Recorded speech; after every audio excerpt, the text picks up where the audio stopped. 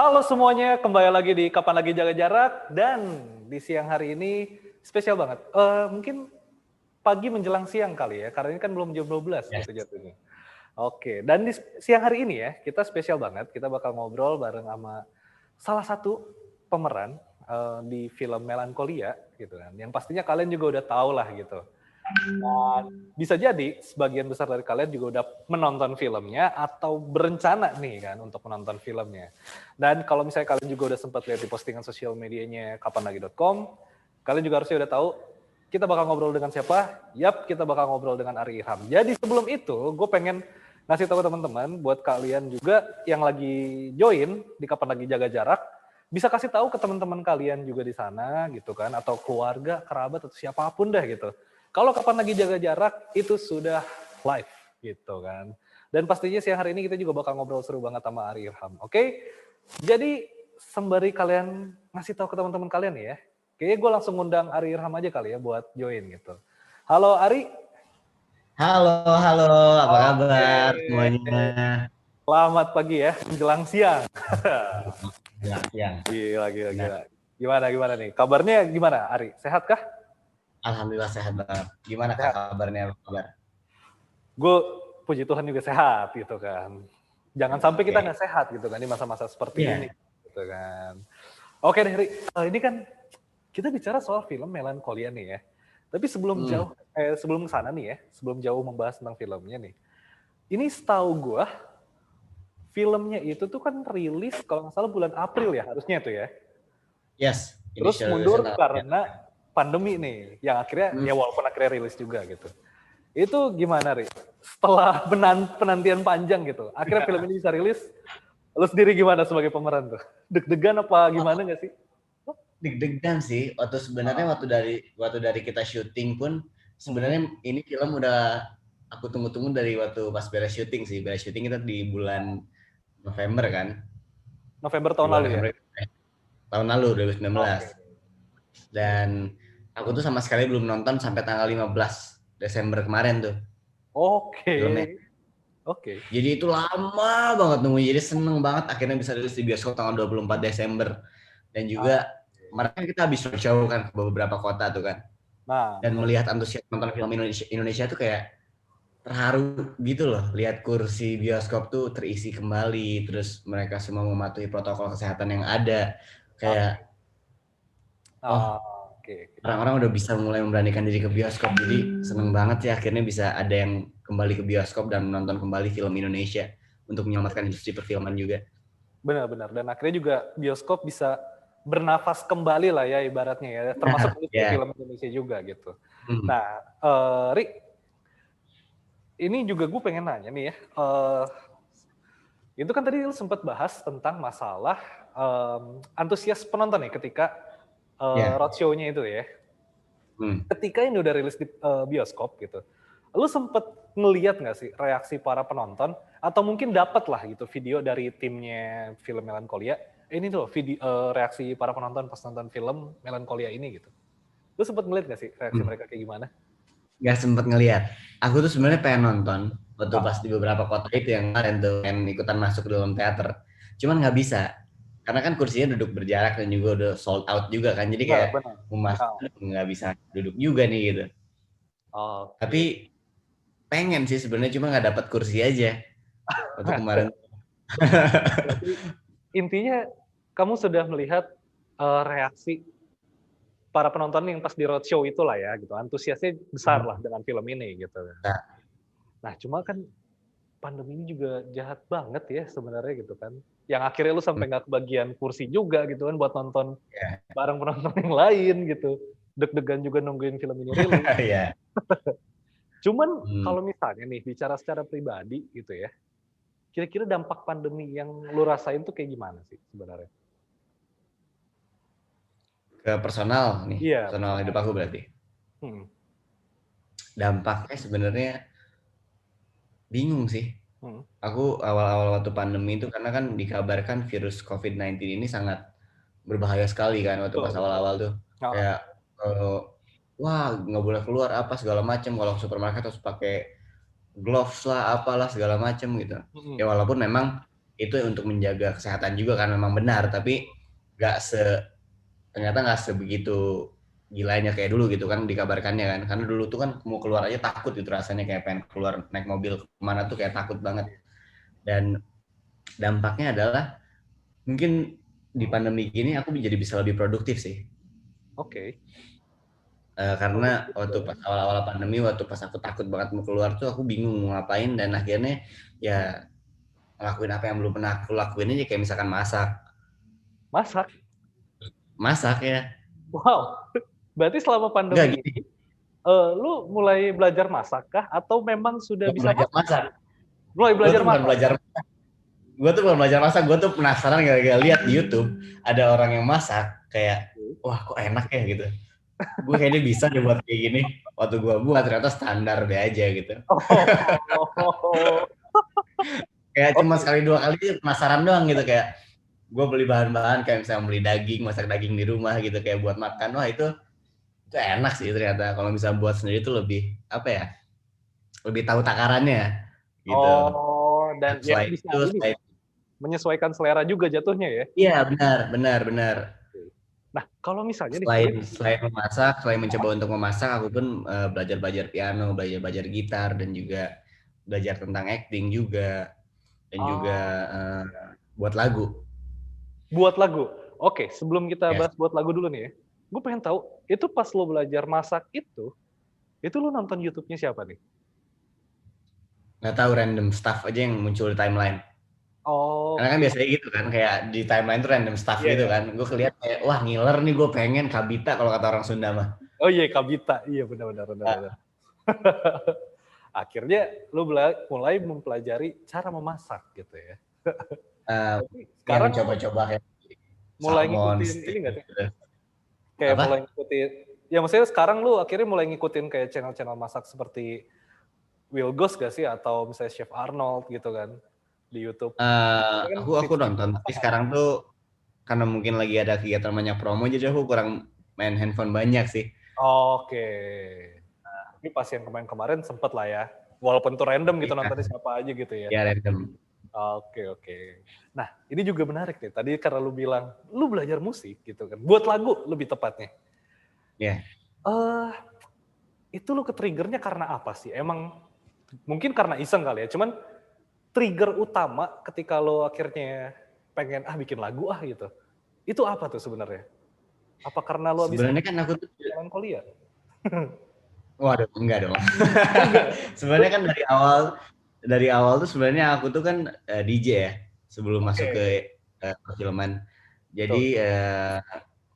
aku tuh suka ngulik-ngulik aja gitu, kayak produce lagu. Mm-mm. Dan aku mulai ngulik-ngulik lagi, dan juga aku baru pindah DAW juga, kalau misalnya tahu DAW tuh kayak aku baru Ya, pindah dari FL Studio ke digital Ableton gitu. digital Ya, audio aku workstation baru itu pindah kan. ke Ableton ya. Gitu, workstation aku baru pindah ke Ableton. Jadi Oke. aku suka suka ngulik-ngulik, aku suka lihat-lihat hal baru, dan itu nge-trigger aku untuk bisa ngebikin lagu juga di situ. Oke. Nah, itu lagunya sendiri nih, em, apa ya? Itu bakal dirilis gak sih jatuhnya? Lagu yang lo buat Bakal itu? dirilis. Ada satu yang aku buat di tahun 2018, Ah, dan bakal dirilis di tahun 2020. Sekarang lagi di tahap mastering sama mixing. wah, udah mau masuk tahap final nih ya, mastering sama mixing nih Ya. berarti ya. Oke. Tapi Rik, ini kan juga, lu kan bisa dibilang masih remaja lah ibaratnya gitu kan. Hmm. Sebagai teenager gitu kan. Lu juga mencoba berbagai banyak bidang, mulai dari musik, terus juga acting sekarang gitu. Yang terbaru masak gitu kan. Terlama jadi chef juga. Lu siapa yang tahu gitu kan. Siapa Gitu. yang tahu, memang benar. Ya. Iya, gitu. Yang penting coba-coba dulu aja gitu kan. Iya. Nah, Itu yang paling penting, niat dan tekannya yang kuat. tapi ya ini Rik, lu sebagai remaja ya, kalau ngelihat sekarang nih anak-anak muda gitu, banyak juga kan yang mulai acuh gak acuh. Kayak gue nih misalnya, gue sempet ya dari awal pandemi sampai sekarang ini kan gue cuma keluar sekali doang gitu ya dari Nah, rumah gitu. Itu pun ke rumah temen gue gitu. Untuk ngelihat di jalanan, di warung-warung kopian, di kafe atau segala macam, banyak banget anak-anak muda yang emang bisa dibilang acuh kali ya dengan protokol kesehatan gitu. ya. Lo sendiri menyikapi masa pandemi ini, terus melihat anak-anak muda yang seperti itu tuh kayak gimana sih? Ya memang benar sih, waktu aku lagi di kota-kota tertentu atau di mana-mana tuh aku lihat situasi di kota itu tuh seperti nggak ada pandemi gitu loh. Iya. Kayak orang-orang pada go out, hang out with sama Heeh, temen-temennya, benar. kafe-kafe penuh gitu. Gue lihat kayak kok kayak nggak ada COVID ya gitu. Kok kayak nggak ada COVID, orang-orang pada nggak pakai masker gitu, pada berdekatan, nggak social distancing gitu. Benar. Sebenarnya aku ngelihatnya kayak kalau misalnya kita ingin melawan virus ini bersama-sama, harusnya kita mematuhi protokol kesehatan sih. Banget sih, Dan harusnya. kalau misalkan gini terus, kita berkumpul terus, kita ke kafe terus sama berkumpul terus sama teman-teman, ramean apa segala macam, kita nggak akan pernah tahu kan kehidupan orang itu kayak gimana, pernah kemana aja dia gitu kan. Betul. Terus menyentuh apa aja gitu kan. Benar. Itu yang harus kita waspadai, karena kan kayak misalkan aku aja, orang belum tentu tahu kalau misalkan gue tuh mencet tombol lift gitu, dan gue Iya, pegang tangan dia ntar seterusnya. Terus gue betul. lupa gue pegang tombol lift gitu kan, karena kan bisa kayak gitu aja. Benar. Yang perlu diwaspadai itu little thingsnya itu loh. Kayak misalnya gue habis pegang handphone, terus di handphone ternyata ada apa, terus ketularan sama orang, terus makin chain ke orang-orang lain gitu kan, itu yang perlu diwaspadai. Apalagi juga efek jangka panjangnya kan masih kita rasain sampai sekarang gitu kan.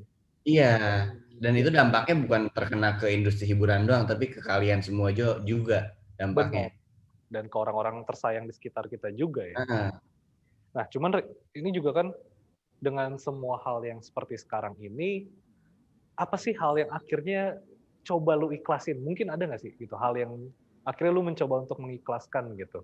Kayak contohnya misalnya ini gue nih, di masa pandemi ini nih, gue memutuskan untuk tidak pulang ke Cimahi dulu gitu kan, untuk bertemu keluarga. Karena bukannya orang apa-apa gitu. Sebenarnya kan bisa aja gitu, gue naik travel, terus nah, kan tes juga rapid atau swab gitu kan. Untuk memastikan gue aman gitu pulang ke rumah. Cuman ketika di perjalanan gue nggak tahu. Akhirnya gue memutuskan tahun ini udahlah gue berusaha untuk tidak pulang dulu supaya apa ya?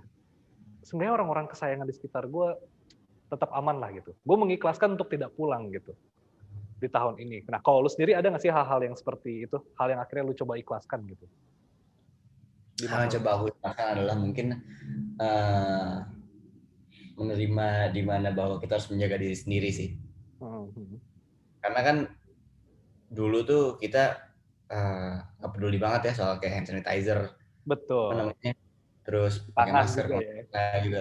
Pak, dulu aja pakai masker dikiranya sombong kan, kalau artis kan Iya, iya. pakai masker dikira sombong, bawa hand sanitizer, ih so bersih banget sih orang gitu, pasti gitu kan. Iya, benar.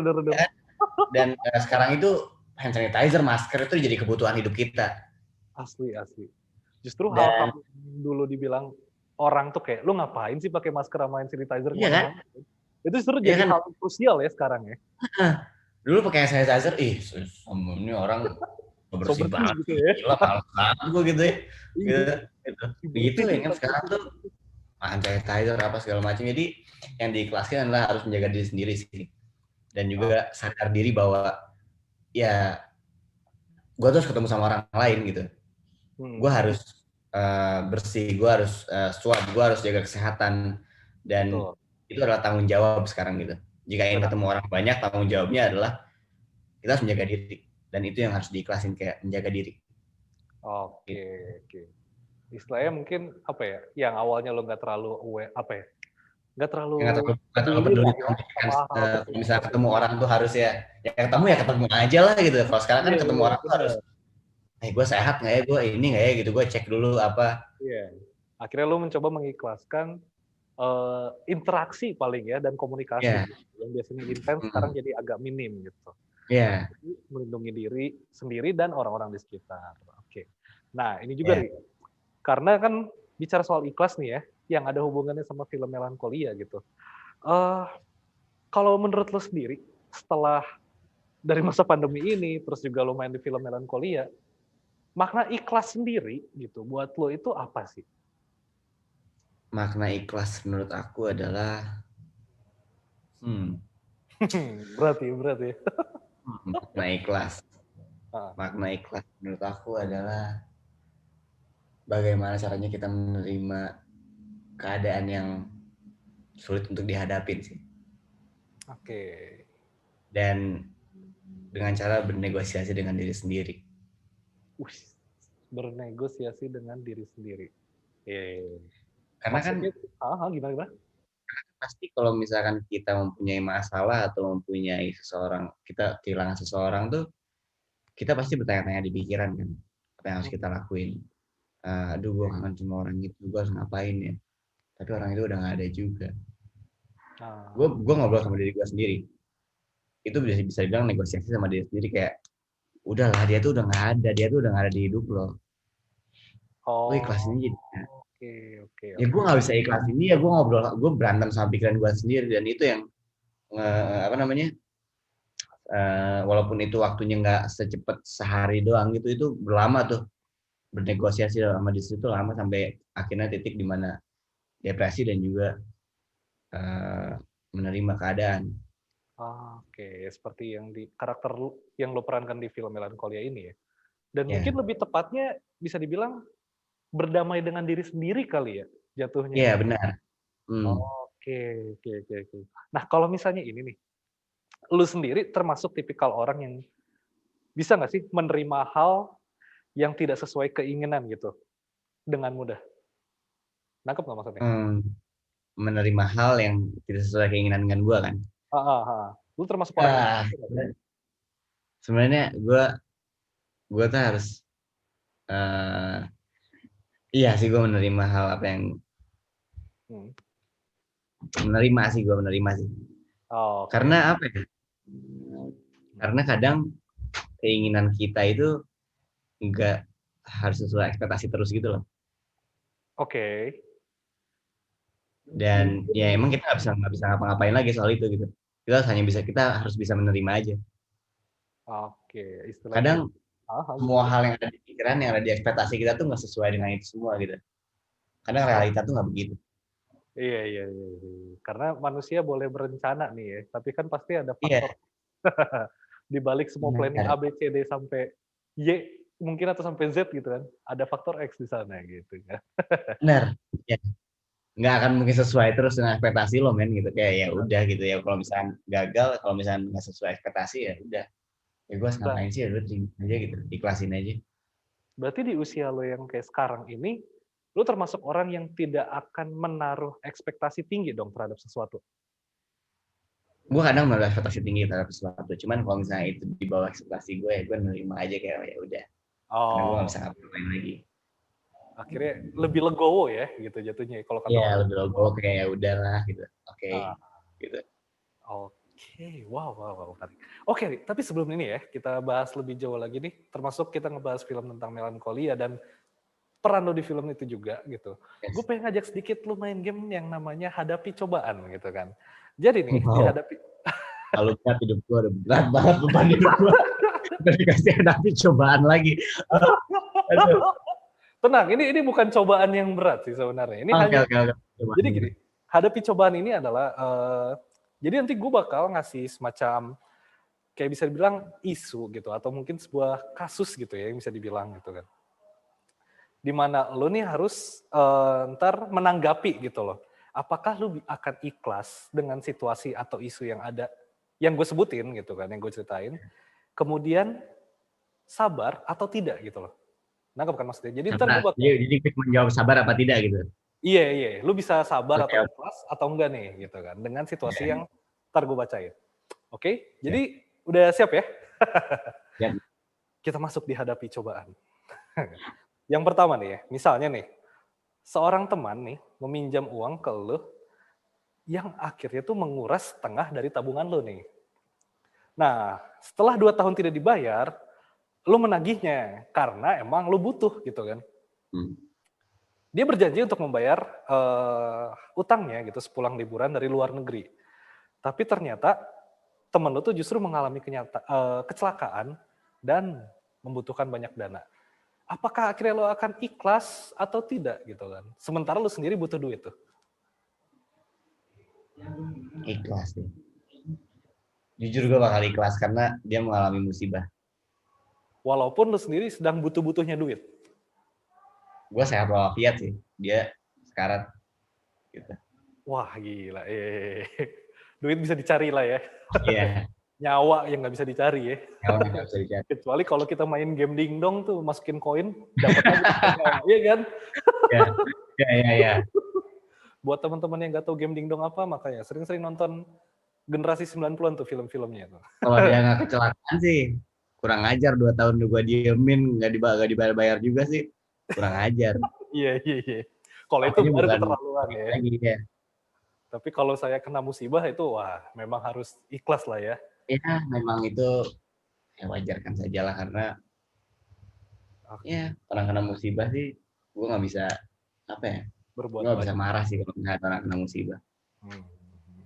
Daripada ntar udah ketiban musibah masih lu timpukin marah juga ya, kasihan juga ya. Oke deh, langsung yang kedua nih ya. Misalkan nih ya, sahabat lo nih punya sahabat baru, terus tiba-tiba perlahan mulai nih meninggalkan lo gitu kan.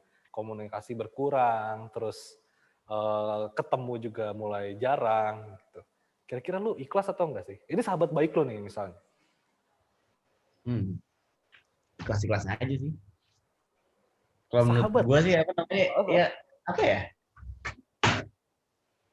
orang pun bisa berubah gitu loh. Dan gue nggak bisa merubah itu. Oke. Mungkin lebih tepatnya lu nggak bisa memaksa orang untuk selalu berada di sisi gue, samping lu gitu kan. Iya, orang pun bisa berubah gitu, kayak gue nggak bisa terus memaksa kayak udah lo harus ini, gue nggak mau lo pergi gitu, gue nggak bisa kayak gitu. Ya kalau emang itu keinginannya dia, ya gue harus ngapain, gue maksa gitu. Iya sih. Wah gila, di usia lo sekarang lu udah kayak orang umur di atas 25 lo ya. Jujur ya, gue nggak tahu kenapa, gue selalu percaya kalau misalnya orang memasuki umur-umur 25 lah ya ke atas gitu, circle kan makin kecil tuh, menyempit gitu kan. Kita mulai kehilangan orang-orang terbaik kita gitu kan, sahabat gitu kan, yang biasanya selalu ada tuh tiap hari, itu udah mulai punya kehidupan sendiri gitu kan. Di situ tuh hal yang paling berat loh sebenarnya untuk kayak, wah gila, biasanya kita saban hari nongkrong nih, atau nggak minimal telepon, kok sekarang jadi nggak ada. Itu benar-benar, kalau menurut gue ya, itu susah banget loh itu. Tapi lu di umur sekarang, lu udah bisa berpikir untuk seperti itu, wah gokil juga sih. Makanya gue bilang lu, gimana gitu? Gue sedikit gue sekolah yang sekolah yang punya banyak temen tuh gue cuma SD. Oke. Dan SMP SMA itu gue nggak pernah ngasih. SMP SMA gue homeschooling, dan satu kelas itu cuma ada 10 orang. Jadi gue nggak punya terlalu banyak temen gue itu cuma ada dari temen kakaknya gue. Kakak gue tuh beda 6 tahun sama gue. Oh iya. Jadi teman-teman gue itu adalah teman-teman kakak gue gitu. Sedikit juga gitu, kayak circle-nya udah mulai nggak sebanyak itu, tapi udah sedikit banget. Jadi gue paling ketemu sama teman-teman tuh ya itu aja gitu, nggak pernah yang baru jarang ngobrol nongkrong apa segala macam. Berarti bisa dibilang akhirnya hal-hal itu juga yang mempengaruhi pola pikir lo ya, kalau misalnya gue lihat gitu ya. Ini bisa jadi gue aja sih ya. Ya mungkin bisa jadi. Karena kan nggak cuma di sana doang, di industri pun aku kebanyakan lebih bekerja dengan orang-orang yang rata-rata di atas usia aku sih. Iya, benar. Dan juga banyak pengalaman dan juga experience yang mereka rasain diajarin ke gue kan. Jadi kayak gue dapat pengalamannya, gue dapat bagaimana cara mereka menafsirkan sesuatu apa segala macamnya, seperti kuliah lah. Ya kayak kuliah lah intinya. Kuliah kehidupan ya jatuhnya ya. Iya, kuliah kehidupan jadinya. SKS-nya emang udah paling to the max tuh dibandingin skripsi kalau soal. Wow, SKS to the max. Asli. Yeah. Soalnya gue juga sering kalau misalnya pas kuliah nongkrong di misalnya warung-warung kampus gitu kan. Itu kayak obrolannya lebih berat daripada obrolan di dalam kelas gitu kan. Iya kan, kadang kalau misalnya di luar tuh karena lebih berat gitu. Nggak di kelas tuh ya udah gitu. Walaupun bukannya kita bilang ya kita menyepelekan pendidikan di kelas ya, tapi memang bobot yang lebih berat itu justru ada di luar kelas sebenarnya ya. Tapi memang kadang pola pikiran seperti itu keluar saat kita sedang tidak ada di kelas gitu. Betul. Tidak ada pikiran, ya kan? Betul, karena kelas tidak mengajarkan bagaimana cara kita membayar tagihan, listrik, Nah, wifi, benar. telepon gitu kan. Kita Iya. tahu pusingnya cara bayar tagihan itu pas kita lagi nongkrong gitu kan. Wah gila tagihan Mana bulan ya cara bayar depan. tagihan gitu. Iya. Gimana Gitu. cara bayarnya? Iya bener. Wah gokil. Gue nggak nyangka, maksudnya di umur segini lo udah bisa mikir itu, salut sih gue. Nah kita Siap, lanjut ke siap. pertanyaan berikutnya nih ya, dari hadapi Siap. cobaan nih. Ini kalau misalnya nih ya, lu kenalan nih dengan salah satu cewek cantik lah misalnya di sosial media. Kita bilang aja Hmm. Instagram misalnya. Hmm. Setelah seminggu, hubungan lu tuh mulai akrab dan nyaman nih. Klasik. Ya. Hmm. Mulai ngerasa, wah cocok nih. Cuma dia tiba-tiba posting foto mesra sama cowok lain gitu. Dan Ya. si cewek itu nggak bilang kalau dia udah punya pacar. Lu sendiri gimana tuh? Ikhlas nggak sih lu ketika ngelihat postingan hal seperti itu tuh? Baru berapa minggu? Kalau saya ini sih bisa bilang seminggu lah. Ikhlas lah. Ikhlas lah ya. Slow Ikhlas. aja ya. Baru seminggu doang men, ada berapa Selalu. juta orang di Indonesia, ada berapa juta Oh, perempuan di iya. Indonesia. Masih banyak. Ikannya di kolam tuh masih banyak gitu. Oh, Kayak iya. tenang aja bro. Tinggal Gitu. ini aja ya. Mau ngambil Iya, ikannya apa daripada enggak ya? orang lain gitu kan. Oke. Simpel sih itu emang sebenarnya masalahnya. Gimana ini tim kreatif kurang Dan kreatif juga ya? kadang eh, kita tuh suka ribut tentang perempuan gitu. Cowok-cowok tuh ngerti gak sih? Gimana tuh? Cowok dan cowok sering ribut tentang perempuan. Kayak misalkan Hmm. mereka berdua suka sama satu perempuan, mereka berdua ribut. Oke. Dan menurut gue itu bukan sesuatu yang perlu diributkan sih. Gitu. Sepele ya. Iya, kayak tentang perempuan doang kayak ya lo terserah lah lo siapa gitu kan, perempuan yang milih bukan lo yang berdua yang ribut gitu. Iya, benar. Iya kan? Itu akhirnya apa? Jadi dramanya di situ justru ya, karena diributin hal sepele itu. Jadi Oke. musuhan gitu. Ketemu lagi sama temennya gitu kan kalau misalnya gitu. Musuhan. Gara-gara gitu doang gitu. Itu asli males banget ya. Iya Gara-gara kalau gitu gitu. doang ribut, musuhan nggak mau ketemu akhirnya. Iya gara-gara gitu ribut musuhan nggak mau ketemu jadi nggak temenan lagi aja udah gitu kayak. Ya udah apa sih gitu. Berarti bisa bilang tidak butuh pandemi gitu untuk berjauhan dengan orang lain ya. Cukup Iya, mendramatisir sesuatu aja ya. sama tesin aja. Oke. Nah, ini kalau yang berikutnya nih. Misalnya nih, lo udah tunangan dengan seorang perempuan yang sudah berpacaran selama 7 tahun gitu. Dengan gua. Gitu kan. Udah 7 tahun tuh lo pacaran gitu. Tapi tiba-tiba sebulan kemudian tuh ya, pas lo udah mau deket-deket, oke kita udah mau nikah nih gitu misalnya gitu. Sebulan kemudian tuh dia berselingkuh gitu kan, cheating dengan sosok pria yang memang jauh lebih mapan dibandingin lo. Ikhlas nggak lo? 7 tahun men. Ini berat sih. Itu manis sepahnya udah lo rasain semua tuh. Ini berat sih. Oke. Ini berat. Enggak sih, tidak sih. Lu nggak ikhlas nih ya? Enggak sih. Udah tunangan soalnya. Oke. Tunangan dan juga kita udah 7 tahun melewati hal-hal bersama, up and downs-nya. Gue nggak bisa ikhlasin itu sih. Karena selingkuh kan? Iya. Dengan Selingkuh itu sosok pria yang krusial. jauh lebih mapan. Ya. Oke. Gue punya trauma juga sih soal itu karena orang tua gue cerai. Oke. Orang tua gue cerai, jadi gue nggak mau ada masalah-masalah rumah tangga yang ya sampai ngebuat gue cerai sama istri gue sih ntar ke depannya. Itu ya lo Gue bakal akan belajar pengalaman itu. akan terus berusaha untuk menghargai sebuah hubungan ya dan mengusahakan sebuah hubungan gitu. Oke, Walaupun gue nggak tahu masalahnya apa ya, gue ya gitu. Gue punya trauma tentang itu aja. Oke. Dan ini kita geser aja kali ya ke pertanyaan berikutnya. Ini pertanyaan terakhir nih dari hadapi cobaan gitu. Misalnya nih ya, ada seorang haters gitu kan, yang mendedikasikan dirinya untuk menghina elu gitu. Bahkan sampai orang tua lu caci maki gitu, atau misalnya orang-orang terbaik di sekitar lu juga dicaci maki gitu. Kira-kira lu bakal ikhlas nggak sih? Sama haters itu. Hah?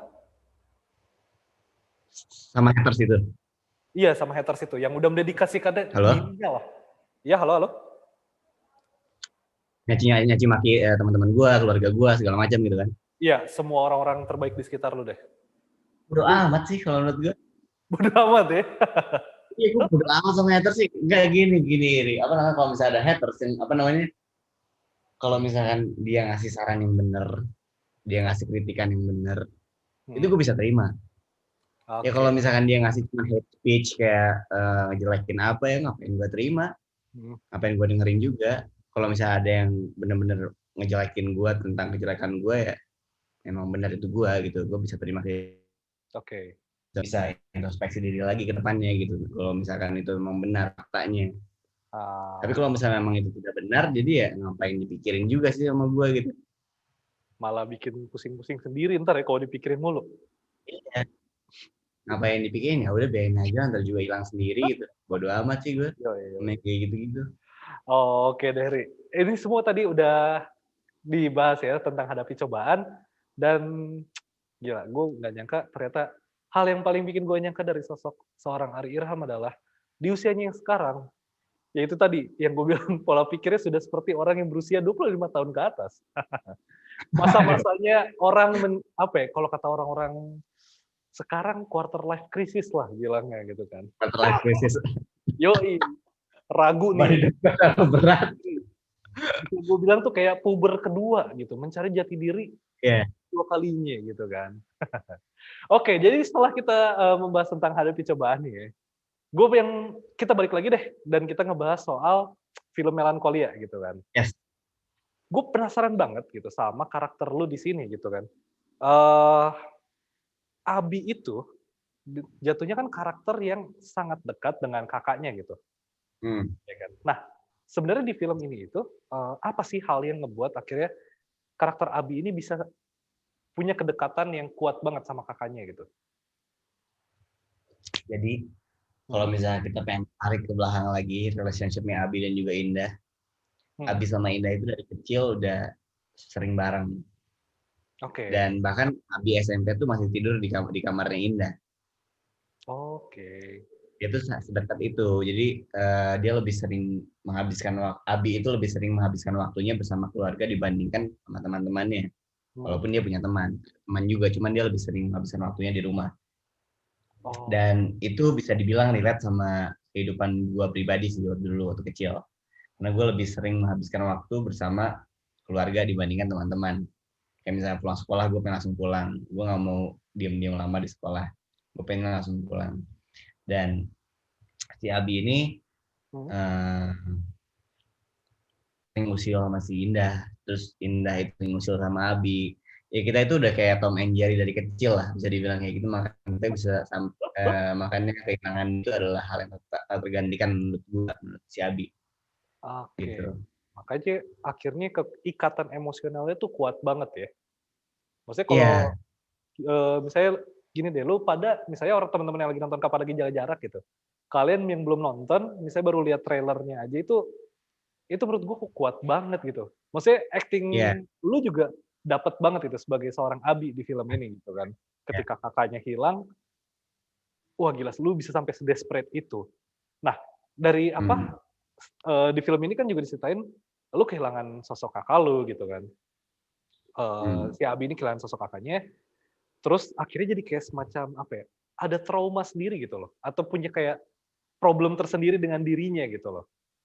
Nah, dari karakter ini, apa sih pelajaran yang lu dapet gitu untuk diri lu sendiri? Dari Karakter untuk gue Abi sendiri dari gue jadi bisa apa ya? Karena kan salah satu kesulitan di film ini adalah bagaimana cara gue mempunyai emosi yang sama seperti Abi. Benar. Contohnya Ari belum pernah merasakan kehilangan kakak. Abi sudah pernah. Ya bagaimana cara gue merasakan itu kalau misalnya gue belum pernah ngerasain kakak gue hilang sendiri gitu.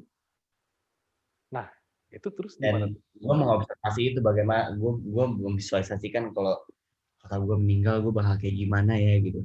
kalau misalkan anggota keluarga gue yang meninggal, gue bakal kayak gimana ya. Dan salah satu kesulitannya adalah memvisualisasikan itu secara realistis mungkin di layar lebar. Sehingga ditonton sama penonton, wah dia benar kehilangan seorang kakak. Oke. Dan pelajaran yang gue dapat dari karakter si Abi ini adalah kita harus ikhlas. Kita harus menerima apa yang terjadi dalam hidup kita. Yaitu Abi itu mengalami 5 stages of grief. Oke. Ada denial, anger, bargaining, depression, sama acceptance. Dia mengalami 5 fase itu di film ini. Dan itu yang bisa diambil dari karakter itu. Oke. Berarti bisa dibilang lo lebih banyak memvisualisasikan lah ya. Maksudnya berimajinasi, bukan memvisualisasikan. Iya, berimajinasi. Memimajinasikan kondisi Abi itu ke dalam diri lo gitu. Andaikan lo kehilangan seorang. Berarti sebenarnya bisa dibilang lo tuh nggak pakai referensi film lain gitu. Maksudnya karakter di film lain gitu kan mungkin yang kejadiannya mirip-mirip. Berarti lo nggak pakai referensi-referensi dari film lain atau cerita-cerita lain di sana gitu ya? Langsung imajinasi aja. Ya, gue nggak pakai referensi dari yang lain. Cuman kalau misalnya dari mood filmnya sendiri, dari direkturnya dikasih Call Me By Your Name, terus Eternal Sunshine of the Spotless Mind, Valentine. Jadi itu moodnya ya, bukan ke karakternya. Oke. Kalau misalnya karakternya sendiri, gue yang memikirkan itu yang bagaimana cara dia manja dengan kakaknya, bagaimana cara dia ngobrol dengan kakaknya, bagaimana cara dia ngebuat si gue yang mencoba mengimajinasikan itu dan memvisualisasikannya di konsep gitu. Walaupun direkturnya memberikan data-data tentang karakter tersebut seperti zodiaknya, seperti data psikologisnya, apa segala macam. Gue membuat gestur dan juga membuat badan gue yang gerak lah. Gue harus kalau misalnya ketemu sama siapa tuh gue harus ngapain gitu. Itu berarti sebenarnya karakter Abi ini juga sampai ada kayak psikologisnya juga ya, kayak gimana gitu ya? Ada. Cuman itu kertas itu ada di Bandung, jadi di rumah gue yang di Bandung, jadi gue gak bisa nunjukin nih. Gitu. Oke. Wah itu keren juga sih. Gue baru tahu lah. Dan bahkan karakter-karakter di film ini tuh ada nama panjangnya.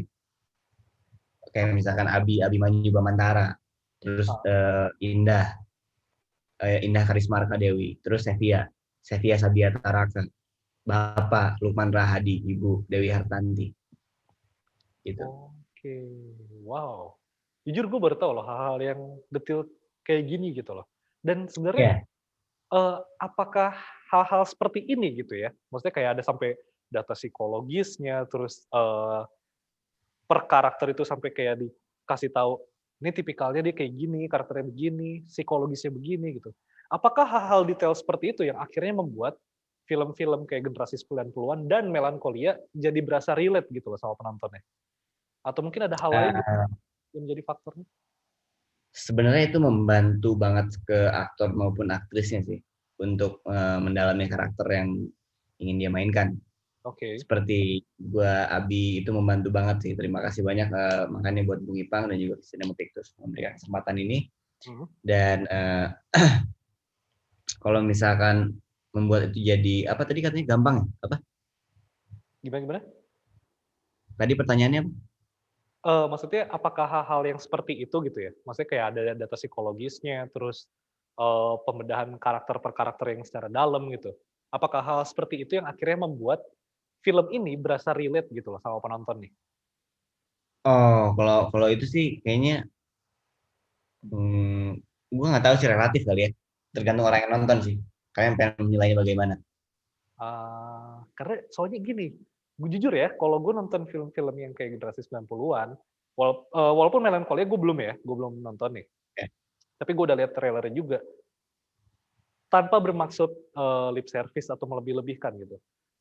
Semuanya itu berasa dapat emosionalnya gitu loh. Emosionalnya dapat lah. Mulai dari nonton film-film sebelumnya tuh sampai pas gue nonton trailernya si Melancholia. Terutama pas momen ketika lu mulai kehilangan kakak lu marahnya ke orang lain sampai kayak gitu loh emosinya. Itu wah gila nih emosionalnya dapat. Makanya gue penasaran banget itu. Sebenarnya apa sih akhirnya yang membuat film-film ini tuh bisa berasa relate gitu loh dengan penontonnya. Padahal baru trailer doang loh gue nonton yang si apa, Melancholia ini. Ya, tentang ceritanya sendiri sih kalau menurut aku. Kalau Oke. menurut aku ceritanya sendiri yang bisa membuat film ini jadi relate sama orang-orang. Mhm. Karena gue yakin semua orang pasti pernah merasakan kehilangan. Dan Oke. cara mereka mengikhlaskannya berbeda-beda. Di film ini pun ditunjukkan seperti itu. Bagaimana cara Sevia kehilangan tuh ditunjukkan kayak gimana beda. Abdi kehilangan tuh kayak gimana beda. Bapak kehilangan beda, ibu kehilangan beda. Semua orang tuh punya cara yang berbeda-beda untuk Hmm. meratapi kesedihan. Berarti bisa dibilang lebih ke arah film ini kayak pengen menyajikan bagaimana sih caranya kita menyikapi situasi ketika kita kehilangan orang lain gitu kan, dan akhirnya Nah, berdamai dengan diri kita sendiri ya. benar. Wah gila, gokil. Berarti ini untuk teman-teman yang lagi join di Kapan Lagi Jaga Jarak, kalau misalnya kalian juga sedang menghadapi situasi yang sama mungkin ya gitu ya, entah kehilangan salah satu orang terbaik di hidup kalian gitu. Mungkin bisa langsung nonton film Melancholia dan Nah, siapa tahu gitu kalian dapat solusinya lah. Mungkin bukan solusi terbaik tapi seenggaknya kalian dapat eee, kayak bukan dapat, kayak akhirnya lu tahu lah lu harus ngapain kali ya iya, setelah nonton film Melancholia ini. Nah, ini juga gue pengen tahu nih, sebelum diputar di bioskop juga kan kalau nggak salah ada web series-nya juga nih yang bakal dirilis gitu. hmm, Emang, kalau menurut lu sendiri, perlu nggak sih penonton untuk nonton web series-nya dulu, gitu? Baru nonton filmnya, atau mungkin nggak usah nonton filmnya dulu, langsung nonton web series, atau web series-nya nggak usah, nonton filmnya aja, nggak apa-apa, gimana tuh, kalau menurut lu? tergantung kalian sih kalau menurut aku. Kalau Oke. kalian ingin nonton filmnya duluan baru web seriesnya terserah. Jika ingin nonton web seriesnya duluan terus filmnya terserah. Karena yang bisa aku ceritain tentang web seriesnya adalah dia itu prequel dari film Dinasti 90 Melancholia. Oke. Dan walaupun genrenya berbeda, tapi itu adalah konten yang disajikan oleh Visinema untuk membuat orang lain terhibur gitu penontonnya. Dan dapat makna utamanya, esensi utama dari film ini ya, ikhlas Ya, kali ya jatuhnya ya. Kalau pas. yang gue tangkap sih gitu. Oke deh. Ari, thank you banget nih, waktunya, kita telah ngobrol banyak.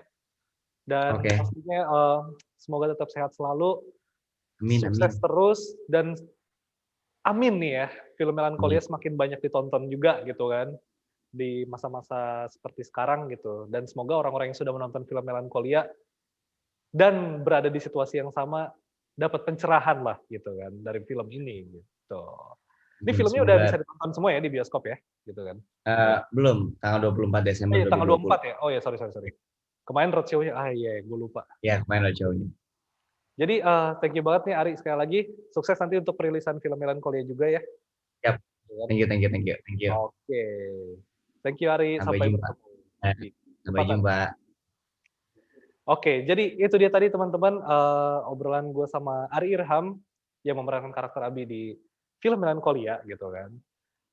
Jadi gue harap nih ya, nanti kalian misalnya kalau misalnya kalian sedang ada di situasi yang sulit gitu kan, dalam artian kalian berada di situasi yang kayak kehilangan orang terbaik kalian gitu, entah itu kekasih mungkin, atau keluarga, atau sahabat gitu, dan kalian sedang merasa berada di momen yang sulit gitu kan, jangan lupa untuk nonton film Melancholia tanggal 24 Desember nanti gitu kan.